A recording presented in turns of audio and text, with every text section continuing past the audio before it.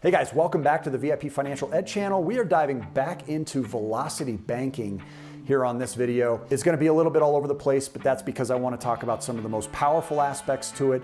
I've got to talk about why I've got $100,000 sitting here in front of me in cold hard hundreds. I want to talk about some of the worst parts of velocity banking and why I'm sitting on the worst credit score I've had in years and years, and exactly what it all means to you and how you can benefit from it yourself and have some of the perks without the downside. So let's go ahead and jump right in. Make sure you stick around. You're not going to want to miss this video, guys. All right, so like I said, this video is going to be a little bit more of a rant. You work your butt off your whole life. It's absolutely ridiculous. And it may be scattered as a result of that, but it's because I want to cover a lot of territory and I want to do so quickly. I talked in a first video to this about some of the truths behind the velocity banking concept. I think a lot of the educators here on the platform that have been digging into this subject for the past few years are missing some of the most powerful conversation talking points surrounding velocity banking, and it needs to be addressed. So if it's your first time on the channel, we teach about cash flow. Okay, cash flow plus education equals power. What does that mean? Well, obviously, you've got to learn to have knowledge. You've got to implement the knowledge to get results. And the results that we're generally searching for is an increase to the amount of money we have left over at the end of each month. We call that cash flow.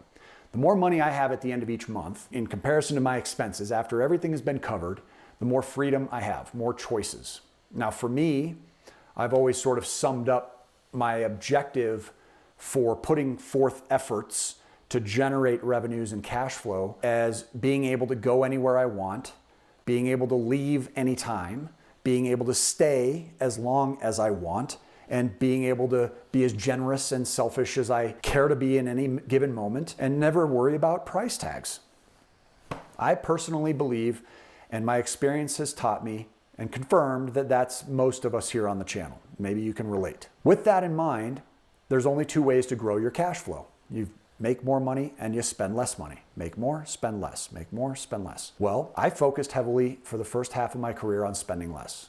I was obsessed with it, which is why I concentrated on all the different ways to avoid expenses I hate, so that I could have as much money as I wanted for things I love. So I'm not a big believer in budgeting. I don't like giving up things that contribute favorably to my lifestyle. If I want to buy expensive coffees or beer or wine, then I don't want to feel guilty for that. But I most definitely don't want to spend hundreds of thousands of dollars more for things like interest costs on a mortgage than I have to, which is why we've showed a number of ways on this channel to accelerate eliminating mortgage and non-mortgage related debts. And that really boils down to the primary subject of velocity banking and what's taught surrounding that topic, paying off your mortgage and non-mortgage debts more quickly. That's all fine and dandy. I definitely want to do that. I hate debt. I treat it like it's my worst enemy. However, over time, I began to acknowledge that there's far more potential on the earn more side of the balance sheet, right? I could maybe save $200,000, $300,000, $400,000 over 5, 6, 7, 8 years on paying off a mortgage more quickly, but I could earn $200,000, $300,000, $400,000 more every year or even every month if I just solved the earning more equation. And so I really put a lot of time and effort into doing that for myself, and it's paid off very well. And it's even accelerated my ability to eliminate debts and manage my liabilities because of the earnings. Okay, so earning more is a very important subject here, and one that I think is ignored when it comes to velocity banking. Most people that teach velocity banking talk about the ability to replace your existing debts with a new type of lending tool, borrowing tool, a loan in many cases, or a line of credit, whether it be a home equity line of credit or an unsecured line of credit, and you sort of leapfrog your way down the amortization schedule. It's the best way I can describe it.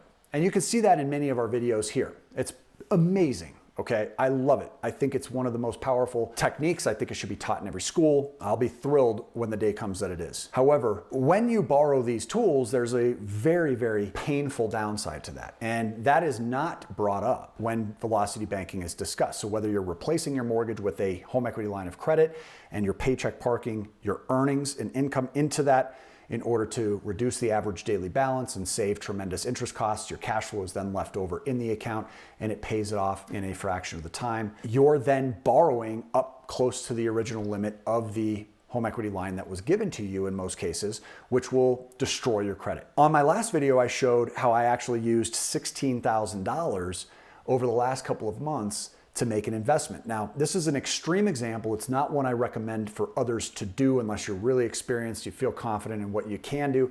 I purchased cryptocurrencies. I saw some of the upside potential coming over the last 8 weeks. It's paid off well. In fact, over the last 9 or 10 weeks, I think I've put in $23,000. And here's my Coinbase account right now, just so you can see what's going on as of this very moment. Okay, it doesn't get more live than this. I'm at 28,477. So I've basically brought in $5,500 in profit over the last 2 months, 1 week. I think that's great, right? I'm north of 20%. If my quick math serves me here, I'll take that all day long. Again, a wildly extreme example.